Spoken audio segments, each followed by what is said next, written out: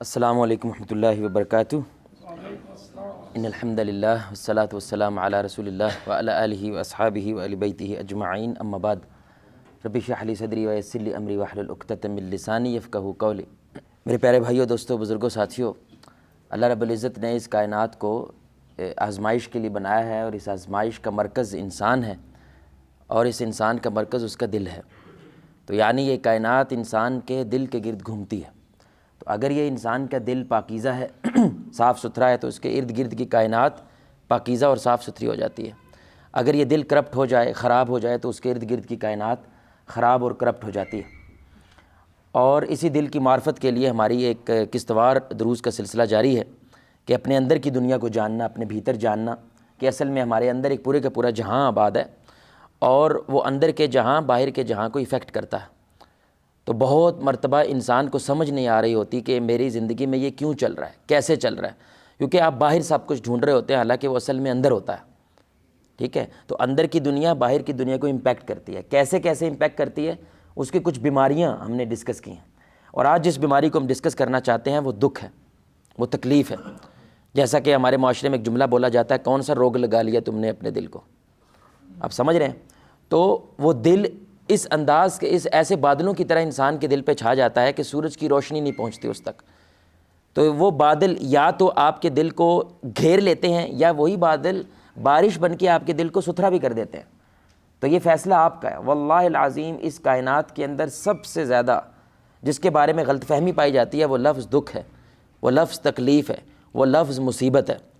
کچھ فیکٹس، کچھ حقیقتیں میں آپ کو دکھ کے متعلق بتانا چاہتا ہوں۔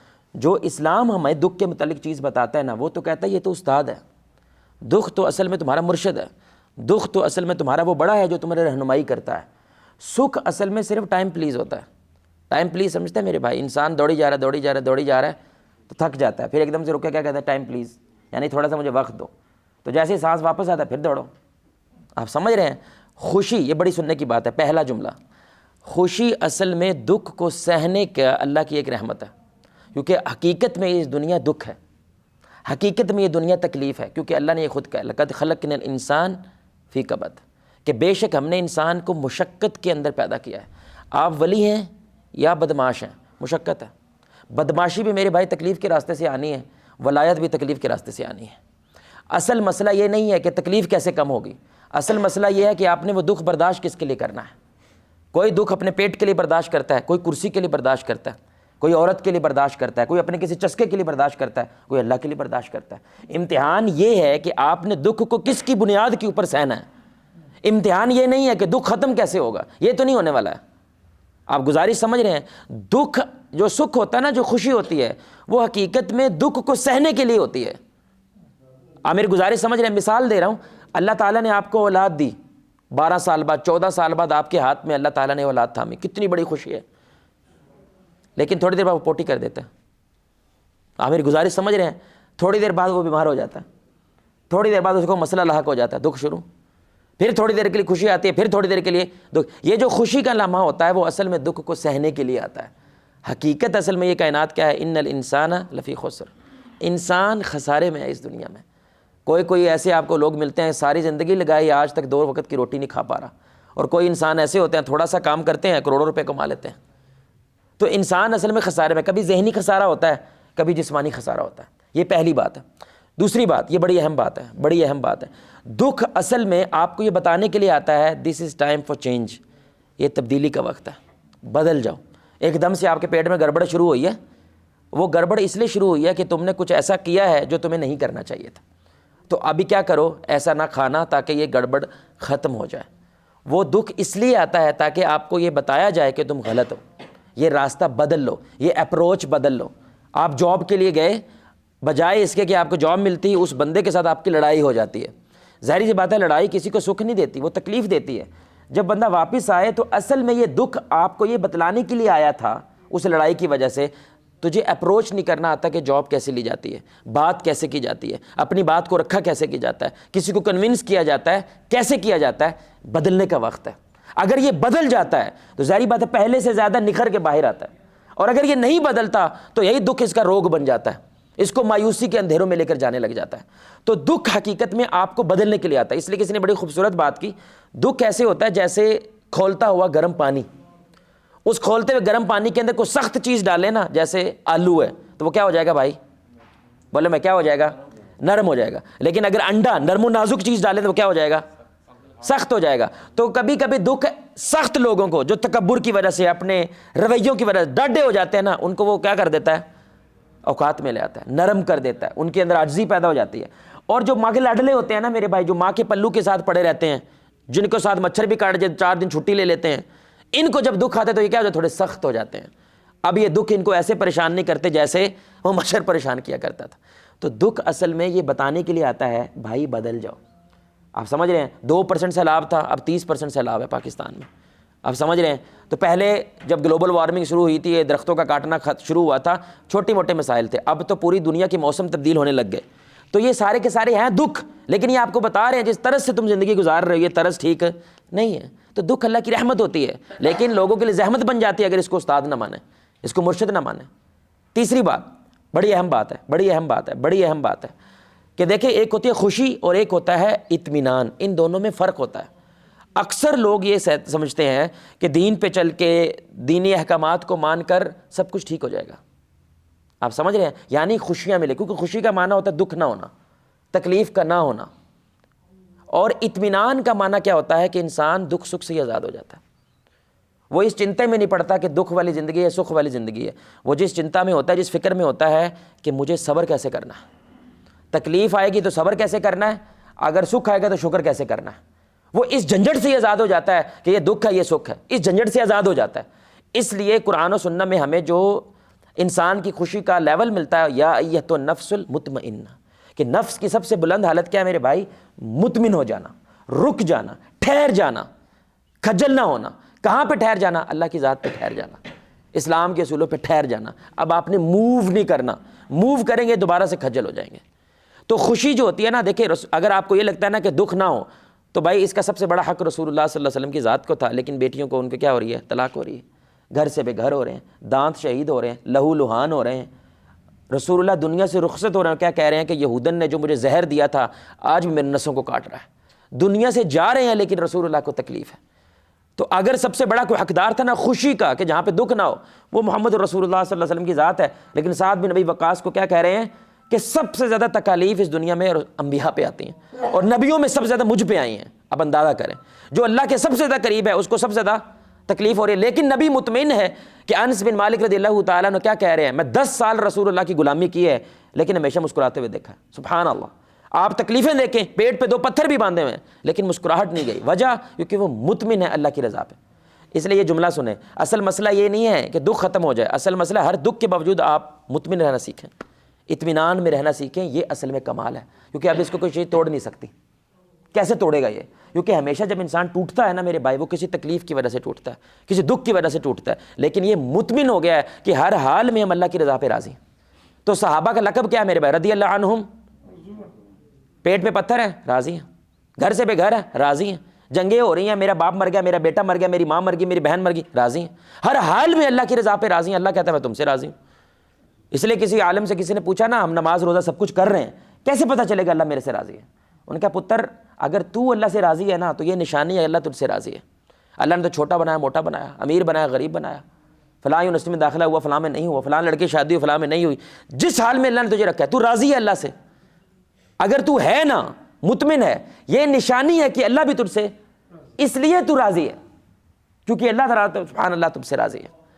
چوتھی بات میرے بھائی، کیسے پتہ چلے گا کہ یہ دکھ میرے لیے عذاب ہے یا یہ دکھ میرے لیے تحفہ ہے؟ سبحان اللہ، یہ کیسے پتہ چلے گا کہ اب میرے لیے استاد بن کے آیا اور اب میرے لیے عذاب بن کے آیا؟ تو اس کا بڑا سمپل سا فارمولہ ہے کہ اگر یہ تکلیف، یہ مصیبت آپ کو اللہ کے قریب کرتی ہے، کچھ سکھا جاتی ہے، آپ اپنی ذات میں کوئی تبدیلی پیدا کر لیتے ہیں، تو یہ تحفہ ہے۔ اور اگر یہ دکھ، یہ تکلیف، جو 2 رکعتیں پڑھتے تھے وہ بھی چھوڑ دیا آپ نے، جو 1 آدھا صفحہ پڑھتے تھے قرآن کا وہ بھی چھوڑ دیا آپ نے، جو 2-4 لوگوں کے ساتھ آپ کو اٹھنا بیٹھنا تھا وہ بھی ختم کر دیا آپ نے، یہ مایوسی ہے، عذاب ہے، کیونکہ اس نے آپ کو اللہ سے دور کر دیا ہے۔ یہ بنیاد ہے۔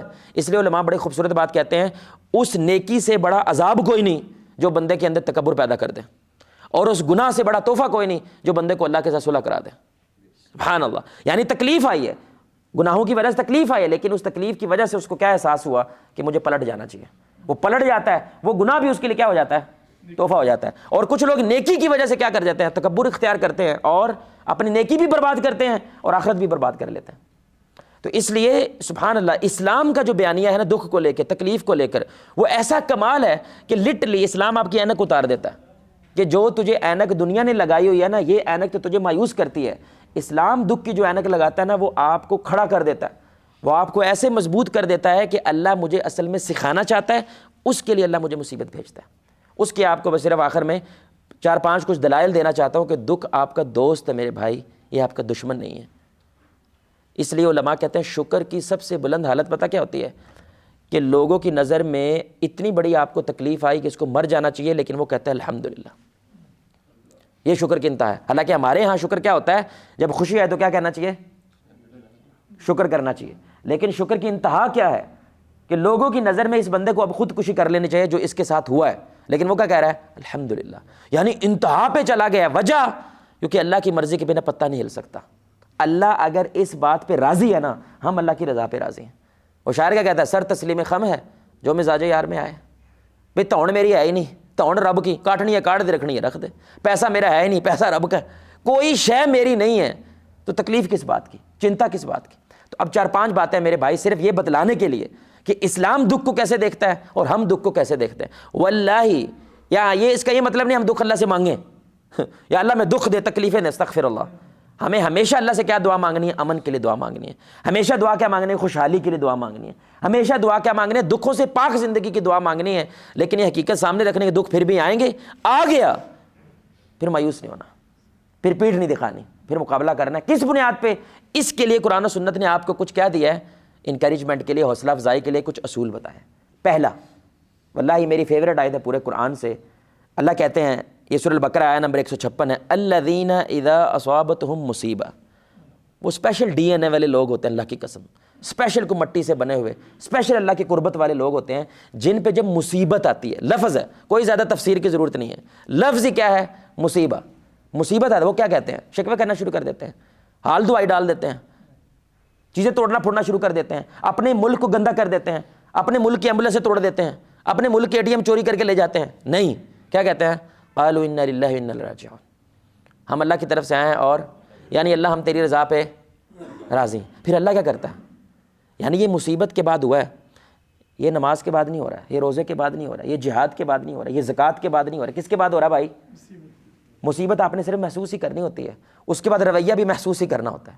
یہ قرآن ہے میرے بھائی، اولئک علیہم صلوات من ربہم ورحمہ، یہ ہیں وہ لوگ جن پہ اللہ درود بھیجتا ہے، سبحان اللہ، جن پہ اللہ سلامتی نازل کرتا ہے۔ واولئک هم المہتدون، ہدایت یہ سمجھیں، اسلام یہ سمجھ گیا بندہ، کیونکہ یہ مصیبت میں بھی شکر کر رہا ہے، اور مصیبت میں شیطان کو تھوڑی سی آئی تھی، اللہ کی قسم اتنی بڑی نشانیاں دیکھ کے بھی وہ گمراہ ہو گیا تھا، اور یہ ایمان والا مجھے دیکھا بھی نہیں ہے، نظام کو بھی نہیں دیکھا ہے، لیکن اتنی بڑی مصیبت کے بعد کیا کہہ رہا ہے، اللہ تو راضی ہے، میں تیری رضا میں راضی ہوں، انا للہ و انا راجعون۔ آپ بتائیں جس عمل کے بعد اللہ بندے پہ درود و سلام نازل کرے میرے بھائی، اللہ کا درود و سلام نازل کرنے کیا مطلب ہوتا ہے، اللہ اس کے درجات بلند کرتا ہے، اس کے گناہوں کو معاف کر دیتا ہے۔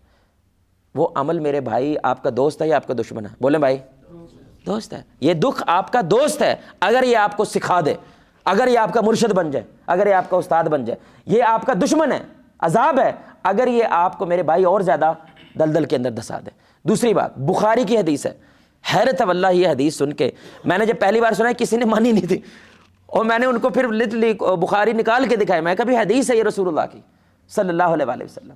آپ صلی اللہ علیہ وسلم نے ارشاد فرمایا، جب اللہ بندے کے لیے خیر چاہتا ہے، دھیان سے سنیے میرے بھائی، اللہ کی قسم کیا کمال کا مذہب ہے ہمارا، جب اللہ بندے کے لیے خیر چاہتا ہے تو اس کو مصیبت میں مبتلا کر دیتا ہے۔ بھائی ایک دفعہ دوبارہ آپ نے آخری جملہ آپ نے بولنا ہے، پہلا میں نے بولنا۔ اللہ جب بندے کے لیے خیر چاہتا ہے، بھلائی چاہتا ہے، بندے کو عطا کرنا چاہتا ہے، بندے کو بلند کرنا چاہتا ہے، 200 سے 2 کروڑ پہ لے کے جانا چاہتا ہے، تو اللہ کیا کرتا ہے بھائی؟ مصیبت میں مبتلا کرتا ہے۔ کیا معنی ہوا؟ حدیث میں فلسفہ بتا رہی ہے، اللہ کے عطا کرنے کا طریقہ دکھ ہے۔ آپ موٹے ہیں، آپ نے پتلے ہونا ہے، آپ نے اللہ سے دعا کی، یا اللہ میں نے پتلے ہونا ہے، مجھے پتلا کر دے۔ آگے سے اللہ پتہ کہتا ہے تکلیف کے لیے تیار ہے، چپس نہیں کھانے، فرائز نہیں کھانے، کم از کم 2 کلومیٹر بھاگنا ہے، پٹھے کھانے، پٹھے سمجھ رہے ہیں؟ ہمیں سمجھ رہے ہیں میرے بھائی؟ آپ نے سلاد کھانا ہے تو یہ ظاہری بات ہے انسان کے لیے تکلیف دہ چیزیں ہیں. اللہ کہے تو تکلیف کے لیے تیار ہے، میں تجھے عطا کرنے کے لیے تیار ہوں. سبحان اللہ. جتنی بڑی تکلیف اتنی بڑی عطا. سبحان اللہ. آپ کہتے ہیں یا اللہ اس ملک کو بدل دے. اللہ کہتا ہے کیا تو تکلیف سے گزرنے، سکھ سے گزرنے کے لیے نہیں، تکلیف سے گزرنے کے لیے تیار ہے؟ پیٹ پہ پتھر باندھنے کے لیے تیار ہے؟ رسول اللہ کے پاس صحابہ آئے تھے نا، یا رسول اللہ دعا کر دو یار، دیکھ لو کیا ہو گیا ہمارے ساتھ. آپ نے کیا کہا تھا؟ بس. یعنی ان کو کوئی آپ صلی اللہ علیہ وسلم نے انکریجمنٹ بھی نہیں کیا. آپ نے کہا بس ہو گئی تمہاری. تم سے پہلے لوگوں کے لیے گڑھا کھودا جاتا تھا، ان کے اوپر آرا چیر کے 2 ٹکڑے کر دیا جاتا تھا، لیکن وہ دین سے پیچھے نہیں ہٹتے تھے. یعنی کہ یہ بھی مصیبت ان کو تھوڑی لگتی تھی اور تم ابھی سے گھبرا گئے. یعنی رسول اللہ ان کو کیا کر رہے ہیں؟ چارج کر رہے ہیں. یہ تو اللہ کی بھلائی ہے. اس لیے میں ایک جملہ بولتا ہوں، کمال جملہ میرے بھائی. جس بندے کی زندگی میں مکی زندگی پہلے ہوتی ہے نا، اللہ ان کو مدینہ ضرور عطا کرتا ہے.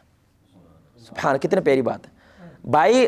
صحابہ نے مکہ گزارا ہے تو مدینہ ملا ہے. ڈائریکٹ مدینہ مل نہیں سکتا تھا بھائی. رسول اللہ کو ڈائریکٹ مدینہ نہیں بھیجا جا سکتا، لیکن آپ نے اس مکہ سے گزرنا ہے. اور کہاں جانا ہے میرے بھائی؟ ایسے لوگ ملیں گے جو جانتے تک نہیں آپ کو، آپ کے وضو کا پانی نہیں گرنے دیں گے، کیونکہ وہ انصار ہے. نام ہی ان کا کیا ہے؟ مدد کرنے والے، پیار کرنے والے، محبت کرنے والے. اپنوں نے نہیں کیا، غیروں نے ان کو اپنے گھروں میں جگہ دیا. اللہ کہتا ہے مکہ گزارو پہلے، مدینہ پھر ملتا ہے. ہم نے میرے بھائی 1947 کے آس پاس مکہ گزارا تھا، تو ہمیں کیا ملا؟ اس لیے پاکستان کو مدینہ ثانی کہتے ہیں، دوسرا مدینہ کہتے ہیں. لیکن اب ہم دوبارہ سے کیا ہو گئے میرے بھائی؟ ہم سے کہتے ہیں کہ یہ مدینی زندگی. بھائی ایک دفعہ مکی زندگی گزارنی پڑے گی، تکلیفوں سے گزرنا پڑے گا. وہ کوئی بھی گزرنا، میں کہتا ہوتا ہوں یہ سارے کہتے ہیں اسلامی نظام ہونا چاہیے. آپ کو پتہ ہے سروے ہوا 80% پاکستانیوں نے کہا ملک میں کون سا نظام ہو. سبحان اللہ، کیسی بات ہے، پھر بھی نہیں لاتے. تو 80%. دھیان سے سنیے گا، آپ ایمان سے بتائیں اس نظام کے تحت سب سے پہلی چیز کیا ہے؟ نماز. تو نماز کے ٹائم دکان کیا ہونی چاہیے؟ اگر یہ قانون بن جائے، انہوں نے احتجاج کرنا. یہ جو 80% نہیں ہے انہوں نے احتجاج کرنا. آپ سختی کر رہے ہیں، لا اکراہ فی الدین، دین میں تو کوئی جبر نہیں ہے. یہ کیا کر رہے ہیں آپ؟ ابھی تو تم کہہ رہے تھے اسلامی نظام لے کر آؤ. یہ اتنی سی بھی تکلیف سے نہیں گزرنا چاہتے. اللہ کہتا ہے نہیں گزرنا چاہتے، میں تمہیں عطا نہیں کر سکتا، کیونکہ یہ میرے اصول ہیں. یہ قرآن ہے، یہ حدیث ہے میرے بھائی، بخاری کی حدیث ہے. تیسری بات دیکھیں. اچھا یہ اصول کیا بتا رہا ہے؟ کہ دکھ آپ کا دوست ہے یا آپ کا دشمن ہے؟ بولیں بھائی. جس کے یعنی کہ بھلائی چاہتا ہوں تو میں تکلیف دیتا ہوں بھائی. میں ایک مثال دیا کرتا ہوں. آپ کی بیگم سے لڑائی ہو گئی، یعنی 10 سال میں لڑائی نہیں ہوئی، لیکن اب آ کے ایسی لڑائی ہوئی ہے کہ بیگم ناراض ہو کے گھر چلی گئی ہے. یہ تحفہ ہے، اللہ کی قسم تحفہ ہے. کیونکہ اللہ آپ کو بتا رہا ہے ایسے بات نہیں کرنی، اس انداز کے ساتھ مسئلے کو اپروچ نہیں کرنا. اس کی وجہ سے کیا ہو سکتا ہے؟ یہ ہے وہ جگہ جہاں سے شیطان گھستا ہے تمہارے اندر. تو وہاں سے کیا کرو؟ بلاک کر دو اس جگہ کو، سیکھ جاؤ. اگلی بار شیطان کو نئی جگہ تلاش کرنی پڑے، کیونکہ یہاں سے نہیں آ سکتا. لیکن اگر آپ اس کو ویکنس بنا لیں تو جب وہ بیگم ایسی بات کرے گی تب آپ طلاق کی دھمکیاں دو گے. حالانکہ اسلام آپ کو کیا چاہتا ہے کہ یہاں سے اصل میں شیطان تمہیں کیا کر رہا ہے؟ پکڑ رہا ہے، دبوچ رہا ہے. سیکھ جا، میچور ہو جا کہ یار یہ طریقہ کم از کم کیا ہے. اگر میں اختیار کرتا ہوں گیم الٹ ہو جاتی ہے، تو مجھے کوئی اور طریقہ اختیار کرنا چاہیے تاکہ گیم الٹ نہ ہو. کیونکہ اللہ تعالیٰ جب کہہ رہا ہے میں بھلائی چاہتا ہوں تو کیا کرتا ہوں؟ مصیبت میں مبتلا کرتا ہوں. چوتھی بات دیکھیں، بڑی کمال بات ہے. کبھی کبھی بندہ کہتا ہے اللہ کو ٹیکنیکلی کہ مجھے مصیبت میں مبتلا کر. سمجھ رہے ہیں؟ تو ایسا کوئی بھائی ہے جو یہ دعا کرتا ہو؟ ایسا تو کوئی نہیں ہے، لیکن ٹیکنیکلی ایسا کرتا ہے. تو اب آپ میں سے کتنے بھائی ہیں جو چاہتے ہیں کہ رسول اللہ کے ساتھ والا پلاٹ چاہیے فردوس میں؟ کتنے ہیں بھائی ایسے؟ ساتھ والا، بالکل ساتھ والا. ایسے دیوار سے چاتی مارے تو ہمیں رسول اللہ صلی اللہ علیہ وسلم کا دیدار ہو جائے. اللہ ہم سب کو وہ جگہ دکھائے، وہ مقام پہ لے کے جائے. اب آپ کو لگتا ہے آپ کے اعمال اس قابل ہیں؟ بولے بھائی آپ کو لگتا ہے ہمارے اعمال اس قابل؟ جس کو لگتا ہے یہ غرور ہے، یہ تکبر ہے. ہم امید رکھتے ہیں لیکن ساتھ میں خوف بھی رکھتے ہیں. سمجھ رہے ہیں؟ دھیان سے سنیے گا، گیم بڑی کمال ہے. اللہ تعالیٰ کہتا ہے مانگو میں، اللہ کہتا ہے جو بھی مانگو گے میں تمہیں. ٹھیک ہے، مانگا بھی کیا آپ نے؟ ڈائریکٹ A+، فردوس، وہ بھی رسول اللہ کے ساتھ والی، چھوٹی موٹی بھی نہیں، رسول اللہ صلی اللہ علیہ وسلم کے پڑوس والی آپ فردوس مانگ رہے ہیں. امال ہے کوئی نہیں. کیسی عجیب بات ہے نا. اللہ کہتا ہے جو مانگو گے دوں گا، اور مانگا بھی آپ نے فردوس اور امال.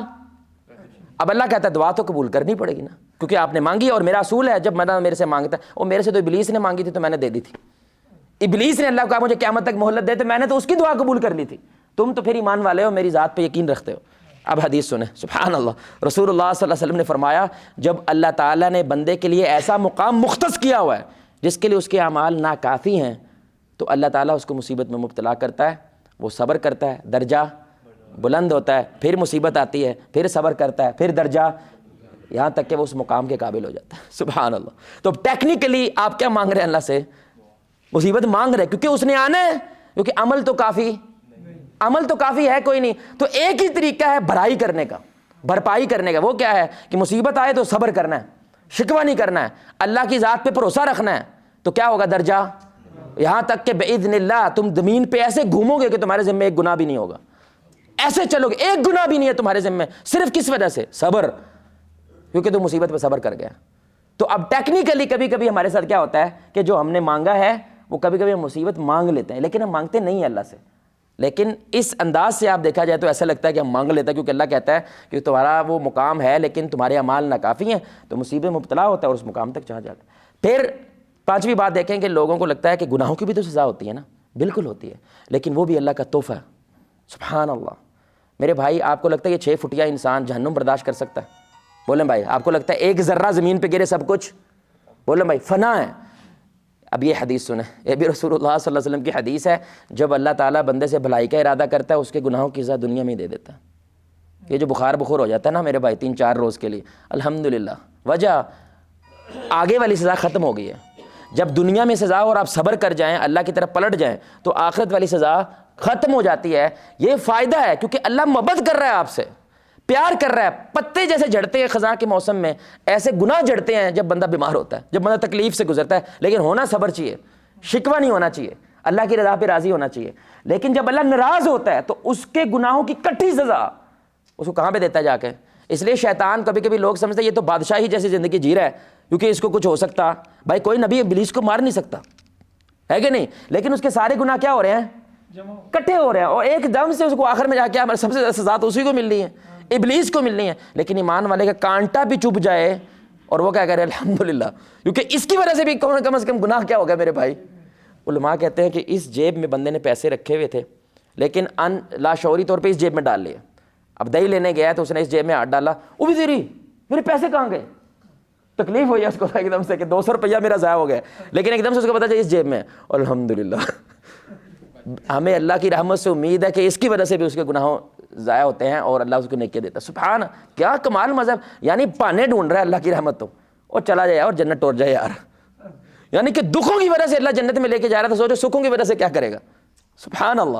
اس لیے حدیث کا مفہوم ہے دکھ کی وجہ سے اگر انسان مر جاتا نا تو جہنم کو دیکھ کے مر جاتا، اور سکھ کی وجہ سے اگر انسان مرتا تو جنت کو دیکھ کے مر جاتا.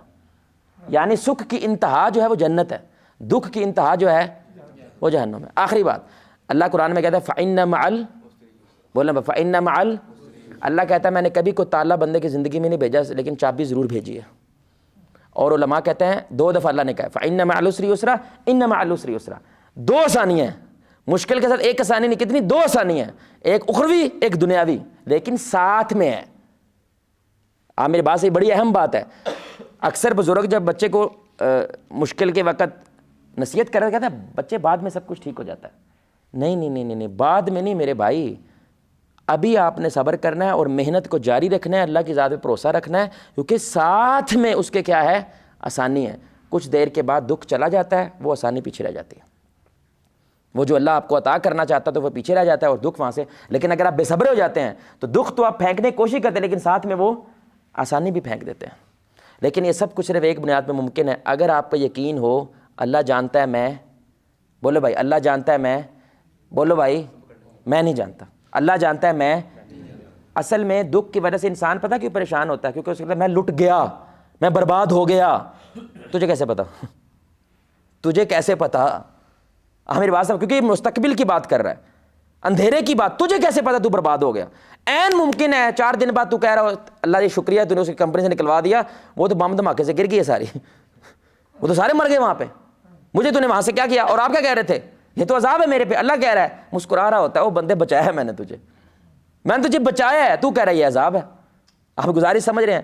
تو اب یہ آخر میں ایک سٹوری میں صرف آپ کو سنا رہا ہوں، یہ سچا واقعہ ہے کہ ایک نوجوان کو کسی نے بتایا، وہ کھجل کھجل ہو رہا تھا، کام نہیں بنا، اس نے کہا امریکہ چلے جاؤ، ٹھیک ہے لینڈ آف ڈریمز ہے، خوابوں کا دنیا ہے، تو تمہارا کچھ نہ کچھ بن جائے گا، وہاں پہ چلے جاؤ. اس نے سارا کچھ بیچا، شپس جاتی تھی اس وقت، جہاز نہیں تھے، شپس جاتے تھے.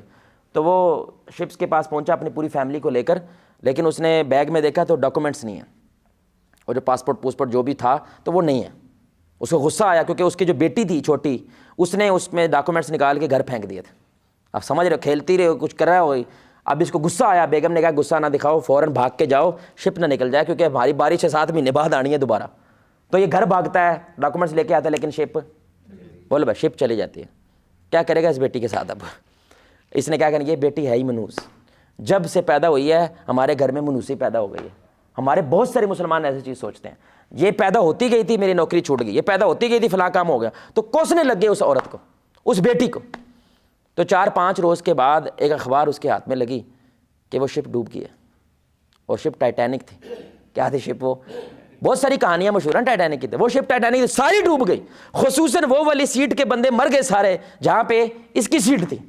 اب یہ فوراً گھر بھاگا ہے, بیٹی کو گلے سے لگایا ہے, ہم تجھے عذاب سمجھ رہے, تو سب سے بڑا تحفہ ہے کیونکہ تیرے سبب سے آج ہم زندہ ہیں. اگر تو وہ ڈاکومنٹس وہاں پہ نہ پھینکتی تو آج ہم سارے جان ہے تو زندہ ہیں تو کچھ بھی کر لیں گے, مر کے کیا کریں گے بھائی؟ زندگی ہے تو سب کچھ کر لیں گے. ایسے ہی میرے بھائی جب تکلیف اللہ کو بھیجتا ہے, اللہ آپ کو بہت ساری چیزیں بچا رہا ہوتا ہے. اللہ کہتا ہے بندے تو ذرہ دیکھتا ہے, میں پہاڑ دیکھتا ہوں, تو پکسل دیکھتا ہے, میں پکچر دیکھتا ہوں, وہ میں پوری کائنات دیکھ کے فیصلے کر رہا ہوں. تو ایک لڑکی کو دیکھ کے فیصلے کر رہا ہے, ایک یونیورسٹی کو دیکھ کے فیصلے کر رہا ہے, ایک مووی کا کلپ دیکھ کے فیصلے کر رہا ہے, ایک شارٹ ویڈیو دیکھ کے فیصلے کر رہا ہے. تو اللہ مسکرا دیتا ہے کبھی کبھی, کیونکہ حدیثوں میں آتا ہے کہ اللہ مسکراتا بھی ہے, سبحان اللہ, کہ میں بندے کو کیا کر رہا ہوں.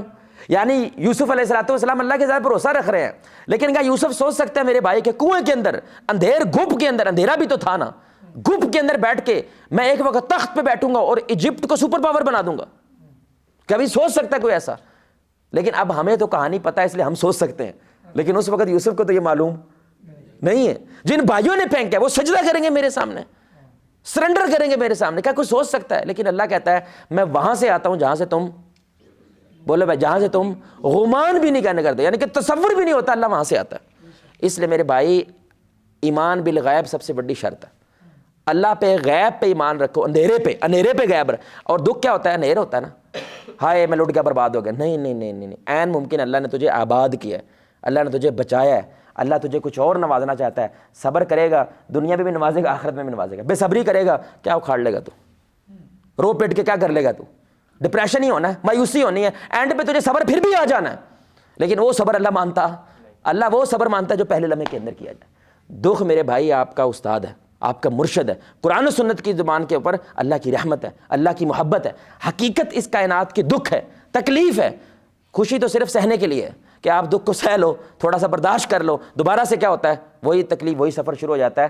انشاءاللہ سب کچھ ٹھیک ہو جائے گا. یہ جملہ دنیا میں جھوٹ ہے, آخرت میں حقیقت ہے. انشاءاللہ ایک بار فردوس کے بوئے میں داخل ہو جائیں گے, پھر کہیں گے بچ گئے. بلکہ قیامت کے دن اٹھ بھی گئے نا, پھر بھی ہم کہہ نہیں سکتے کہ ہم بچ گئے. پتہ نہیں کیوں ہونا ساڈے نال. ایک دفعہ کھاتا کھل گیا, گیم آف. صرف اللہ نے پوچھ لینا اے کی کیتا ہے تو, گیم ختم ہے میرے بھائی. جب اللہ پوچھنا اے کی کیتا ہے تو, گیم خراب ہو گئی ہے. بس دعا کرو کچھ نہ پوچھے, چپ چاپ کر کے جا یار ادھر ٹور جا, بس ادھر ٹور جا. اور میں کہتا ہوں اچھے دوست ہیں نا میرے بھائی, اللہ قرآن میں کیا کہتا ہے, متقین دنیا میں بھی اچھے دوست ہیں. اور اس لیے علماء کہا کرتے تھے جنت میرے سے پہلے چلے گئے نا, ایک دفعہ اللہ سے پوچھنا میرا دوست گیا کہ نہیں گیا, میرے بارے میں پوچھ لینا یار. سبحان اللہ, کیا دوستی ہے میرے بھائی. دنیا میں بھی کیا کر رہے ہیں, انجوائے کر رہے ہیں, آخرت میں بھی کیا کر رہے ہیں, انجوائے کر رہے ہیں. اور نیک مسلمان کی سفارش یا نیک مسلمان کی گواہی اللہ کیا کرتے ہیں میرے بھائی, قبول کرتے ہیں. تو اس لیے میرے بھائی دکھ جو ہے یہ کیا ہے, آپ کا ٹکٹ ہے جنت کا. آپ سمجھ, واللہ ٹکٹ ہے. یہ جو سکھ ہے نا دنیا جنت نہ بناؤ, اس نے کوئی نہیں بننا. اس لیے ایک شیخ نے کہا دس دنیا is designed to break your heart. Allah نے دنیا ڈیزائنڈ اس انداز سے کہ قدم قدم پہ تیرا دل توڑے گی. جب تو کہتا نا میرا بچہ سب کچھ ہے, یہ بچہ ہی توڑے گا. جب تو کہتا ہے میری دکان سب کچھ, یہ دکان توڑے گی. یہ رکشہ سب کچھ, یہ رکشہ توڑے گا.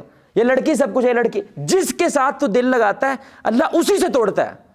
صرف ایک وجہ سے, میرے سے لگا کیونکہ نعوذ باللہ میں لا فانی ہوں, میں لا محدود ہوں, میں ختم ہونے والا نہیں ہوں. تو میرے ساتھ جو لگتا ہے وہ امر ہو جاتا ہے.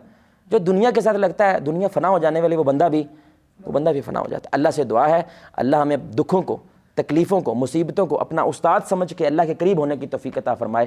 اللہ سے دعا ہے اللہ ہمارے دلوں کو دکھ کے ذریعے مضبوط فرمائے اور ہمارے دلوں کو کمزوری سے جو ہے محفوظ فرمائے. اللہ آپ کو, مجھے, ہم سب کو محمد رسول اللہ صلی اللہ علیہ وآلہ وسلم کی ذات کے ساتھ جنت الفردوس میں اس انداز سے اکٹھا کرے. ہم سب مل کے اللہ کے چہرے کو آسمان میں دیکھیں 14ویں رات کا چاند. سبحانک اللہم وبحمدک اشہد ان لا الہ الا انت استغفرک واتوب الیک. السلام علیکم و رحمۃ اللہ.